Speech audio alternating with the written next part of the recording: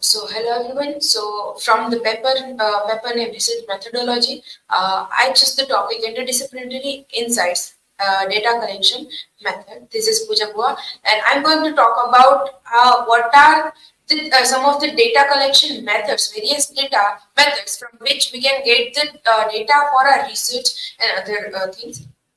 Here are my personal information. Some of the ideas or questions I'm going to discuss in this presentation, which is normalized. What are the different methods employed for gathering data, as given? Then why it is crucial to amass data? Is the data collection regarded as authentic? Which I'm going to discuss, and in which interdisciplinary fields is data utilized? To talk about all these ideas, it takes hours and hours, but I try to conclude in shortly. So first of all, it is important to see what is data collection before going to see its methods. So data collection is the method normally of gathering and measuring information, as we all know, about specific things or ideas which is already set. This helps to find answer or important question and access the result.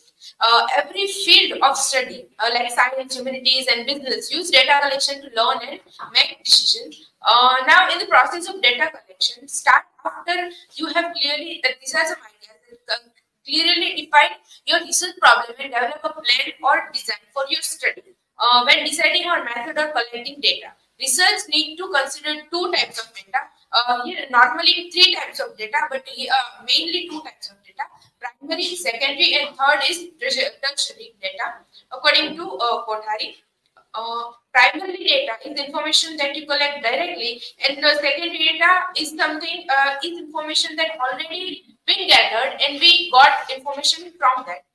We're going to see what that is in detail. Now, choice of data collection method will depend on whether you need primary or secondary data for your research or any idea you are applying.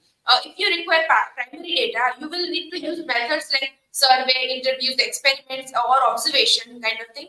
And but in secondary data, we need a data collection process which involves compiling and analyzing information that already exists. It is more like reading or analyzing something kind of thing in secondary data, but in primary data we have to collect things. It is like sometimes it is new idea also. It's important to note that the methods of collecting primary and secondary data differ significantly. Primary data collection requires designing and implementing data gathering techniques from scratch, while secondary data collection involves locating, accessing, and organizing existing data sources. But in tertiary data, we'll see that how it works and what is important of that as well. So let us first see some of the main ideas that how primary data collections are. It is an observation method through observation, interview methods, questionnaire-based data collection, schedule-based data collection, and other ideas like warranty cards, distributors or store edits, and others. Let's see in a little detail, not in a wide range, but in little detail that what is observation method. Observation method involves directly observing subject or phenomena from for research purpose, either as participant or non-participant. It allows gathering first-hand data without relying on respondents' response. So it is like observing and getting the data. In interview method, as typically we know that it is gathering from communication, or we got it by asking some of the question, and they giving us an answer. Now, questionnaire-based data collection, it is like a survey kind of thing. It is, as discussed in previous slides also, it is like a qualitative data, quantitative data. So I'm not going to go in that. And schedule-based data collection, it is a scheduled method involves trained enumerates visiting respondents. In the other data collection, we can do it, but we can do it easily compared to schedule-based data. In schedule-based data, we have to train about it, that how we are going to gather the data. It requires more skill than other. Now, these are some other data methods like warranty cards and audit. Warranty cards include with products to gather user information. Store audit, where salespeople observe and record inventory data. Mostly it is not related to scholarly thing, but yeah, it is a kind of data which helps also. Consumer panels, a sample of consumer record their purchase and consumption over time. Use of mechanical devices like eye camera, psycho, galvanometer, etc. to indirectly measure responses. Projected links, in-depth interviews and content analysis, not very I can say famous kind of methods, but it is also important to note that these all methods allow gathering data indirectly or exploring underlying factors, but may require socializes training. Like if a person is a more introvert, it is very difficult for them to collect this kind of data. Yeah. Now, secondary method for collecting secondary data. Primary kind of data gives us sometimes new ideas. We have to do it from scratch. But in secondary data, the content is already available. We have to got it from that. So secondary data can be published or unpublished. Published data includes government publications, international organizations that information, like when we have to see about the about some awards, that who is getting and who is not getting or nominated, we can get from other website which is also available, that we can call a secondary data. Industry specific publication, yeah, and print media like books, magazine, newspaper, we can get from that as well. Business and industry association, this all is for how we can get data. Get data, yeah. Academic and research sources and studies, reports, and publication, which is already available. We use that in our research paper, or while we also wrote dissertation. Public archives like historical documents, public records, statistic, or other published information sources. So these are some published sources, and in unpublished sources it includes personal records like diaries, letters, unpublished biographies and autobiographies. Academic and research sources, unpublished data information held by scholars, researchers, academic institutions. Industry and professional organization, like unpublished data and information held by trade association, labor bureaus, and other private public organizations. These are some other unpublished. In both published and unpublished, secondary data sources to gather relevant information for the study, and depending on the accessibility, relevance, and reliability of data. From secondary sources, we can get what we need. We can avoid unnecessary information which is not required for our research. So the third one is tertiary data.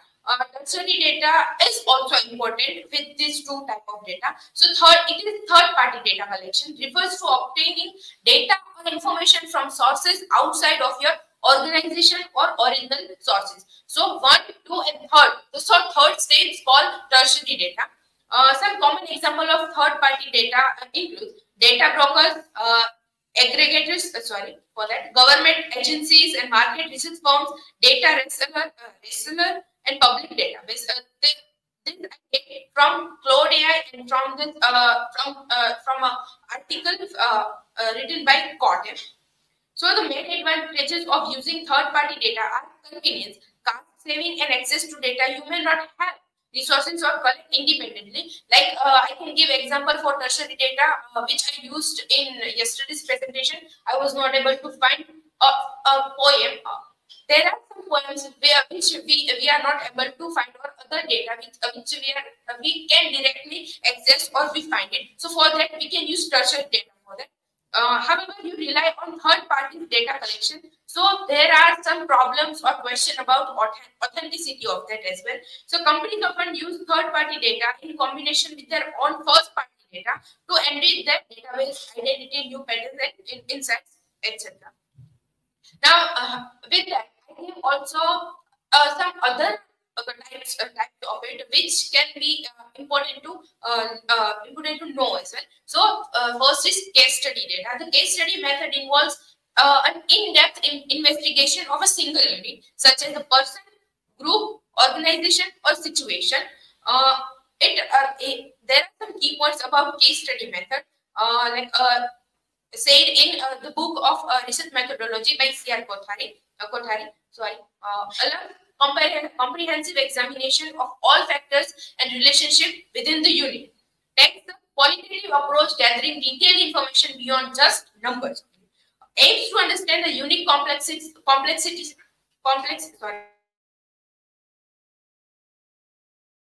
for exploratory research and generating hypotheses. Data comes from various sources like interviews, observation, documentation. In this case study data, time-consuming and expensive compared to surveys. Survey and data as a case study method are both different things. Requires skilled researcher to avoid biases in data collection and analysis. Also, sometimes it happens that when we are doing survey or any other, we are collecting other data, somewhere we become biased of that. So in case study data, there are the chances are low for that. While having some limitation, the case study method is widely used across disciplines like sociology, anthropology, psychology, and business to gain a profound understanding of particular social entities or phenomenon. When done rigorously, sorry for that, it can yield valuable context-specific knowledge. Now, here is a information about qualitative and quantitative data, which already discussed in the slide. So I'm going to say a little about it, not in detail. So there are two types: qualitative and quantitative. Qualitative data describe qualities, characteristics, and non-numerical traits, while quantitative data deals with measurable and numerical values. There are some use or method for it, which benefits is like improved efficiency and accuracy in data gathering and reducing errors and other things. Both qualitative and quantitative data collection techniques are often used in tandem to provide comprehensive analysis of subject under study. And for that, I gave an example which I did for my dissertation. So for my dissertation title, Beyond Borders, Understanding Anime and Manga Fandom, a Comprehensive Audience Analysis. This falls under the cultural study, audience analysis. So I did a questionnaire-based survey for that. I conducted a survey using questionnaire method. The questionnaire had structured format with predetermined question to ensure consistent responses. And for that, I have to survey only 20 people, so it can be a little biased, but it has a low number for it. It started with basic questions like age, location, etc. This questionnaire combined multiple choice, checkbox, open-ended question, or gather both quantitative and qualitative data somewhere. The questions were clear, concise, and unbiased. It is from my side, but I'm totally not. In that also, it can be biased, and it is somewhere biased indirectly. So, while control questions and have further validity and consistency of response, the survey method aimed to effectively gain valuable perspective on this anime and manga fandom. It is basically from for the fandom and non-fandom. What fandom thought about this whole survey or research paper, or psychology of fandom, and the person who are not a fan of it and think what they think about who are fans of it. So it is like some kind. It is that kind of thing. Yeah, I give some AI. I get some AI data collection and tools or extension or websites for data collection. This is like a website and thing, not typically for use for research purpose, but somewhere we can get idea or inspiration from that. So these are some tools like and this AI data collection. What is AI data collection? The definition or main idea is given by AI itself, ChatGPT. So AI data collection tools are software that automatically gathers and organizes large amount of data using AI techniques like web scraping, social media monitoring, text analysis, image and video analysis, data annotation, and IoT data collection. They help extract insights from various sources for tasks like market research, sentiment analysis, and machine learning model training, etc. So here are some AI tools and extension website I gave. First is Clay. It is like AI. The instant data scraper. It is extension which can automatically get information from other sources. If we install it in a Chrome web store, yeah. There is also Ocean.io, Browse AI, BitScout, and Double and generate and there is Tactic AI. So these are some AI which help us. Yeah. These are some citation. Apart both of the citation in my presentation. This citation is only for this AI a website which I mentioned, and this is the citation for overall presentation. Yeah, thank you. Stage is open for question.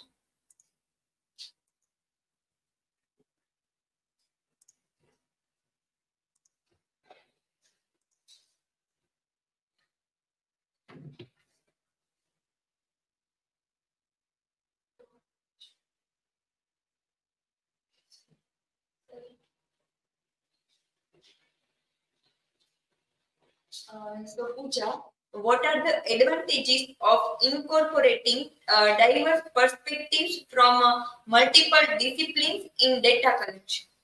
Can you elaborate? You describe in your PPT that this type of data collections and so you want to know in which other discipline this data collection helps, right? Dhiral?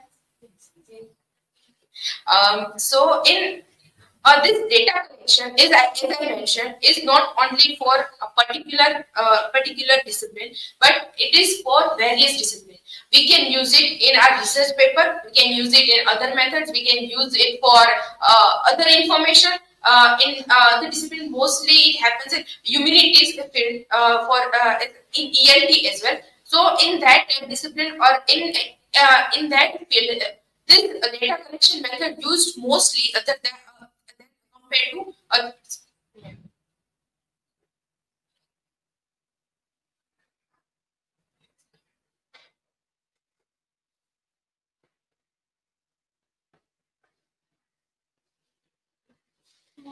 Pooja, what are the advantages and disadvantages of using secondary data in research compared to primary data?